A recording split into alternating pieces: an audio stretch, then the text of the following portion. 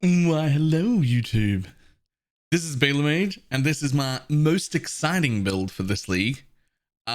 This took hours, but we managed to get a Storm Brand Inquisitor build off the ground that does actual respectable DPS now, that looks really good and really fun to play. Now, it is worth pointing out that this is all just theory. No one's played it yet. I could not guarantee it. And also, I will not be making leveling trees for this build. The reason for that is, this build needs you to have just a little bit more knowledge than an average league starter. It's a little bit more difficult to get off the ground. There are some expensive items. To get up to 4 mil, we're obviously using a Bottled Faith. This is like a day 3 tree for me. This is obviously not at all needed. If I just put that back in again, if I don't misclick, if we just change to a Diamond Flask, we're still at 3.4 mil. So the only important expensive piece of gear early is going to be a Prism Guardian. This is going to be very important. This is where you'll actually only lose a little bit of damage, about 500 to 600,000, without the Prism Guardian, but what you will become is super squishy, and we do not want that. This build gets to run Perma RF. While running Perma RF, we still have plenty of regen. If I turn it on, which I put somewhere. Oh yeah, it's already on. So net energy shield regen, we still have 400 energy shield regen and 1000 life regen with Righteous Fire on. If you suddenly need to be more tanky, you can get all of your energy shield back by turning that off, but it's a lot of damage and you can run it permanently with no problem. You will notice that we also have 17,000 armor, which is quite a decent amount of armor. This also lets us run Molten Shell as a cast when damage taken. So we have just here, cast when damage taken, Molten Shell, no increased duration. We ran out of sockets. That's all it gets. It does not need an Enlighten at all, but the Enlighten is very nice quality of life, and this is the only slot for it. It just frees up the mana to make it a little more comfortable, but it works with 0. It works with none. There's still enough mana to get your casts off. We will still be using an Enduring Mana Flask, but when you get one, or as early as you can get one, you will definitely use an Enlighten. There will never be a need for an Enlighten 4. I would stop at 3, but we get to run Wrath, Zealotry, and Purity of Fire, as well as Determination, a level 21 Vitality, and Petrified Blood. So that, mixed with obviously being just low life and Pain Attunement and running Righteous Fire and splitting our damage between life and energy shield, and then mirroring our life regen over to energy shield regen, ignoring resistances, so we don't need Ellie weakness or anything like that, or any pen at all, has given us quite a solid, quite a tanky build. I'm very impressed. Our effective hit pool calculations are pretty good. Fizz is still our weakest, but Fizz and Chaos can take 27k hits, and we're in 54 for the other two, and for Fire 67, because we've got max res for Fire. It is worth noting this is just with a level 20 Righteous Fire.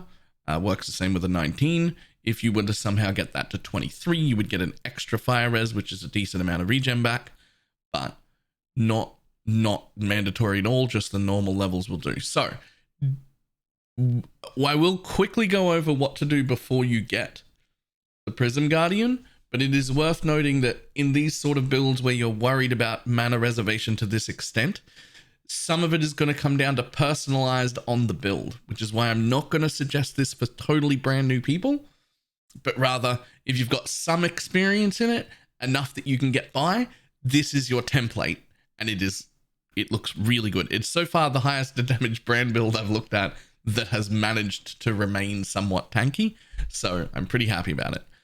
So without the Prism Guardian, we have to straight up skip low life. We can't run Petrified Blood. We don't get to run Determination. We also don't get to run Purity of Fire. You drop all of those things out, suddenly you can fit everything in. Once you do that though, you still get to keep Wrath and Zealotry, so your damage doesn't go down too much. You lose Righteous Fire and you lose Low Life, which puts you not at a great area for damage, but still more than enough for super early. If we take off Righteous Fire, you go down to 2.4, and if we take off Pain Attunement, you go down to 1.8. But this is only super early, right? This is only super early. This will be your first purchase as that shield, and then your second purchase is the Glorious Vanity as soon as you can afford it. Your second like big purchase, which will hopefully be like day 2 or day 3. By then you can be doing the thing to run Low Life. Even if you do get the shield, you can get Low Life. You just don't run Righteous Fire until you get Corrupted Soul. Once you get Corrupted Soul, very easy to run. This build also 95% curse immune, which is just a little tiny point of contention that still 5% of my curses go through, but it's such an irrelevant amount that even with vulnerability being the only one that matters because it gives you a chance to bleed, that might be the only one that has any effect. A 5% effect temp chains doesn't matter. It just doesn't matter. You're not going to care. 5% on any curse, not going to make any difference at all. So, very exciting. I might even league start it. It's definitely on my shortlist. The big advantages is 1, no cluster jewels at all. We do have an option to drop this section of the tree here and this stuff over here and just go into a cluster setup later on, which is fine. But also this node, which has been covered by a few people, but in case you didn't realize it, non-projectile chaining skills chained 1 additional time. This affects Storm Brand. Storm Brand will just chain. So we've got the chain for free, and we've also got the brands attached to a new enemy, which makes, between those two things, the clear disgustingly good. Even when you pull all of the damage out of the build and you've only got 1.8 mil, that is 1.8 mil with fantastic clear and 100% uptime on bosses. So quite good. You will have a look over here. We've got all relatively achievable gear. This is not a day 1 weapon, but this weapon will be 20 to 30 chaos on day 2. So it's very achievable. This, which is expensive, just a Crown of the Inward Eye with no enchant on it, mind you, which we could easily get an enchant. We've just got some Frenzy Charge on hit chest. That's it. Frenzy Charge on hit, life is a yes. That's it.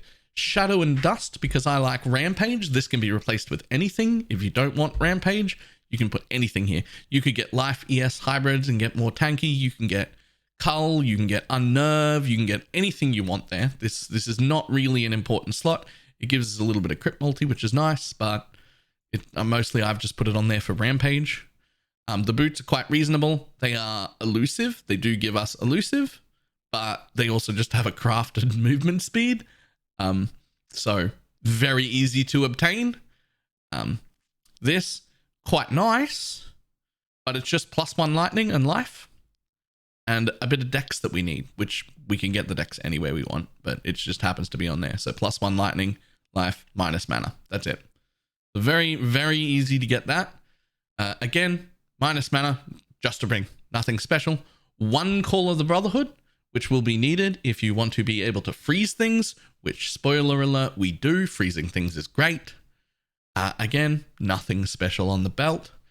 A normal Conqueror's Efficiency, surprisingly enough, pretty much mandatory until you get a little bit of mana reservation efficiency somewhere else. You might have to like corrupt 1 or 2 jewels.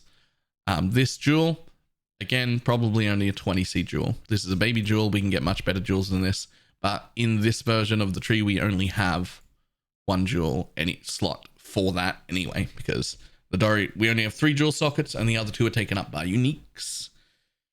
The trick here is to stay above 50% life unreserved so that you never quite hit that cap of coming above low life, but you have the most amount of life available because of Petrified Blood.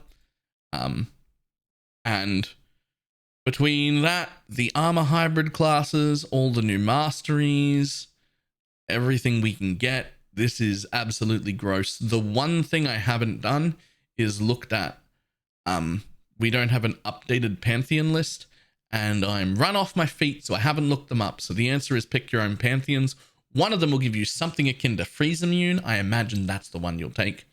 But for now, I've literally just not taken them, so it's fine. You can pick whichever one you want. Again, this is not a build that I would suggest brand new or inexperienced players try.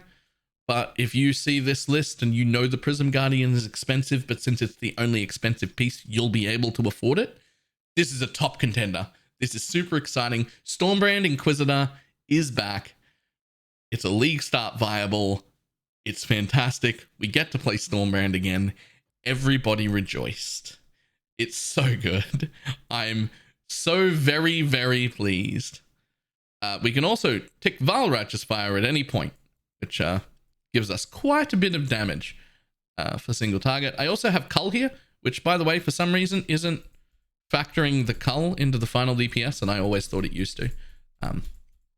But these are just, realistically, these are just extra slots. I just thought I'd throw a Cull in there because we had 2 gem sockets that weren't really needed. You could put a Cast on Death portal here, but you'll probably never die. So I don't know if I'd bother. We also keep a Self-Curse Assassin's Mark and a Stone Golem because they now have their own 2% regen. So we might as well run a Stone Golem.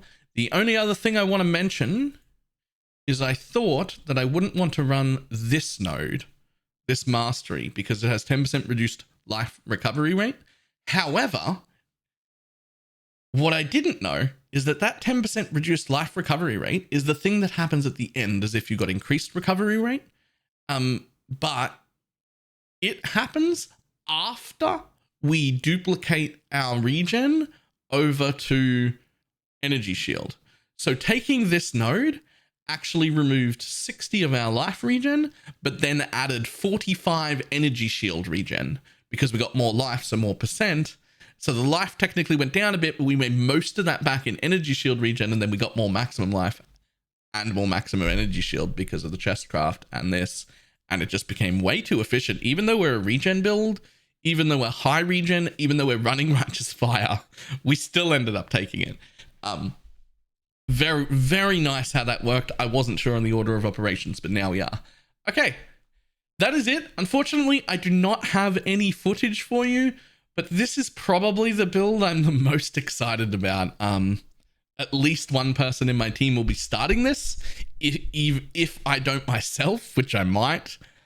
So there will also be updates for this one during the league. Expect an update somewhere around day 2, day 3, something like that, where we iron out any bugs we didn't know about and do an update on what the gear looks like and whatnot. But this is a very exciting build. Storm Brand Inquisitor's back. Let's go. All right. I will see everybody later.